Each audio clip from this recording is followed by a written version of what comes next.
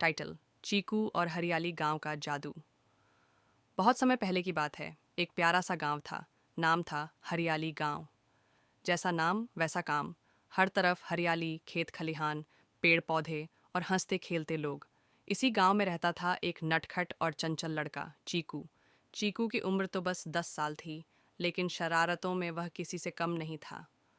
वो हर दिन अपने दोस्तों के साथ खेलता, नदी में तैरता और कभी कभी तो स्कूल से भी बच निकलता।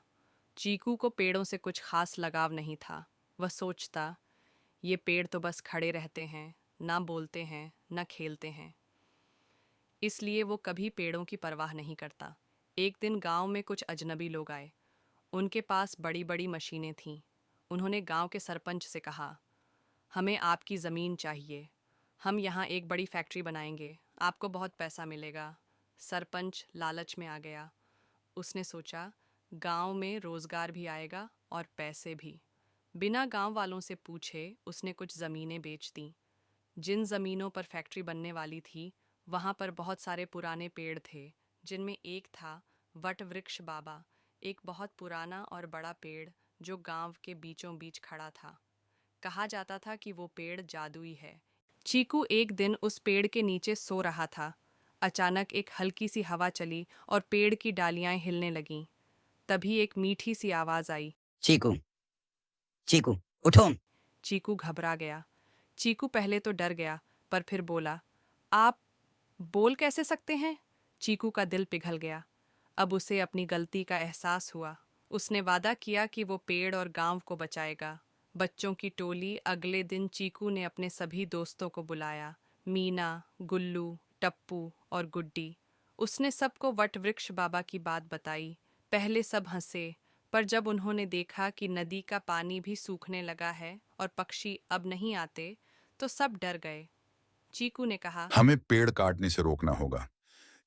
मीना ने आइडिया दिया। चलो, एक नाटक करते हैं स्कूल में।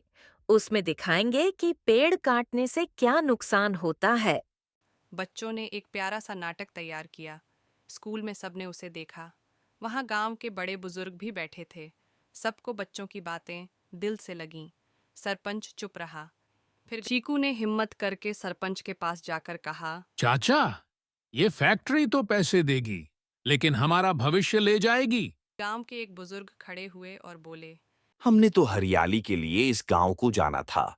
अब क्या हम अपनी आने वाली पीढ़ियों से उनकी हवा और पानी भी छीन लेंगे?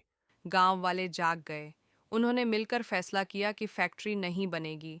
सरपंच को अपनी गलती का एहसास हुआ और उसने जमीन वापस लेने की कोशिश की। गांव वाले इकट्ठे हुए और अधिकारियों से बात की। जब उन्होंने देखा कि पूरा गांव एक साथ खड़ा है, तो कंपनी पीछे हट गई।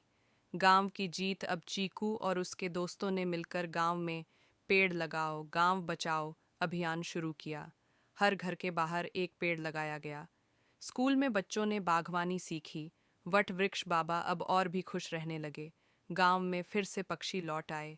नदी में पानी बहने लगा और खेत फिर से लहलहाने लगे। अंत में सीख: हरियाली गांव ने साबित कर दिया कि जब बच्चे और बड़े मिलकर कोई काम करते हैं, तो कुछ भी असंभव नहीं। चीकू, जो कभी पेड़ों को बेकार समझता था, अब सबसे बड़ा ग्रीन हीरो बन गया। इस कहानी से हमें ये शिक्षा मिलती है कि प्रकृति हमारी माँ है। पेड़ पौधे, नदियाँ, जानवर, ये सब हमें जीवन देते हैं। अगर हम इनकी रक्षा करेंगे, तो ये हमें हर खुशी देंगे, वरना आने वाली पीढ़ियों के लिए सिर्फ कहानी ही बच जाएगी।